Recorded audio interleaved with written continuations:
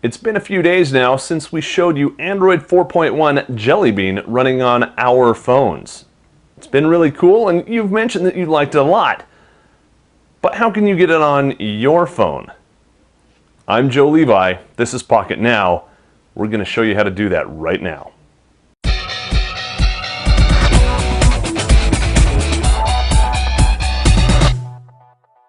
So this is my Samsung Galaxy Nexus. It's the GSM variety.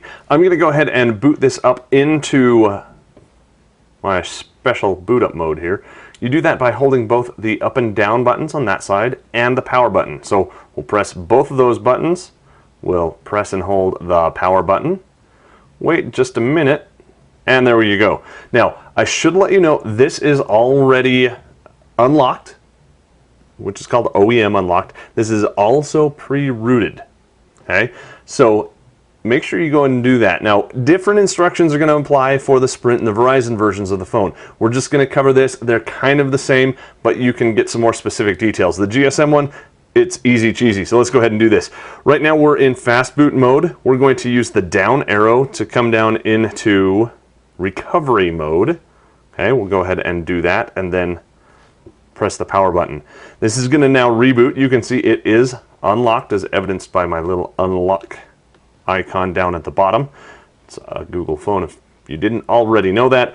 And this is booting me up. This is Clockwork Mod Recovery version 5.8.0.2. 5. Just about anything will work. I like this version because it's touch enabled. I'll show you what I mean by that. First of all, what you're going to want to do is back up your current ROM. That's if you want to be able to go back to it. If you want to be daring, go ahead and skip it. I wouldn't. Well, I'm going to, but that's only because I already have backed it up. So we'll skip that for now.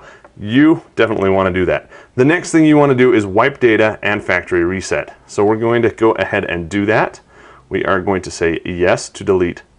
If I can tap on yes, we're going to wipe. And then this time we're going to say yes instead of no. And it's going to go through and wipe the data, do a format of data, format of cache. It's wiping this whole thing out. So we're going to be as stock as we can get, of course, with all the modifications that we've made.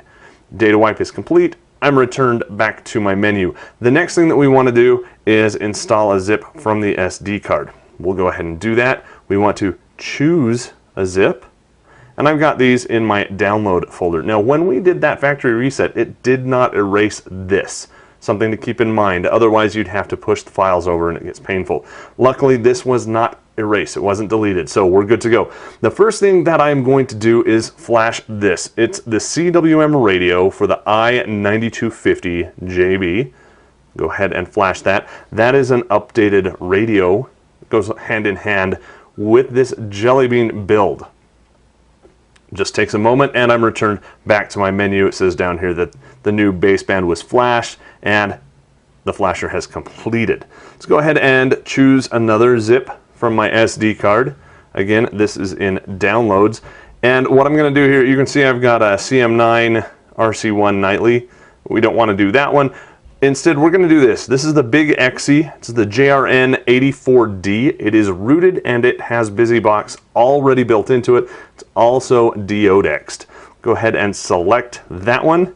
Say yes. It's going to go ahead and do this. This process takes a little bit of time. Not more than a few minutes, but be patient here. It might also be worth mentioning at this point, you want to make sure you've got a good deal of battery, because at this point, if you lose battery, you're kind of stuck. You can probably dig yourself out of it, but you don't want to lose battery while your phone is flashing. I'm not going to make you sit through all of this and wait. I'm going to, through the magic of television, let you fast forward to the good parts. So we're approximately 1 minute later, and you can see I've been returned back to my menu. I'm done. Install from SD card was complete. We're going to go back, and now we can reboot the system. Once we do that, we are booting up into Jelly Bean. Told you that was easy. Now, how can you tell it's Jelly Bean? First and foremost, you're going to notice a new boot animation right here. It's not your old weird one. It's now just the very basic X with the glowing legs. The first boot does take some time, so that process took about 3 minutes. Go ahead and start. Do I have a Google account? And it kind of hints this is a Gmail icon. If you use Gmail, answer yes. Go ahead and do that. It's going to ask me for my sign in now. I'll go ahead and do that off camera for you. We've got our first legal prompt that says by signing in we're agreeing to the terms of service of all of those different places. We'll say okie dokie. Setting up can take a few minutes. Now what it's doing here is it's signing in with my credentials. If my credentials are wrong, this is where I'm going to get an error message coming back. And then it's going to start incorporating some of my settings over here. So it's asking me if I want to restore from my Google account to this phone and if I want to keep this phone backed up with my Google account. Well, that's great because I don't want to have to go through and manually re-download all of my apps and re-input all of my settings, so we're going to keep those checked and hit the next button. You'll notice that the arrows are very simple now. It doesn't say next and previous or next and back. It's just a simple arrow going forward and an arrow going back. Much more universal that way. Now what we're doing here is we're restoring some of the settings. That was quick. It's going to use my Google location if I tell it to. I want it to, so I'll leave those checked and we'll go to the next screen. Very user-friendly. Just a sec. That doesn't say please wait. Just a sec. It's finished and ready to use, so we'll hit finish. And now I've got a quick tutorial. It says OK. And we'll just come through from here. You can see it's already downloading apps. We've got the new settings. Everything looks great. And we'll go ahead and come down here to About Phone. And you'll notice we indeed are on 4.1 right there, JRN 84D. That's it. You've got Jelly Bean running on your Galaxy Nexus.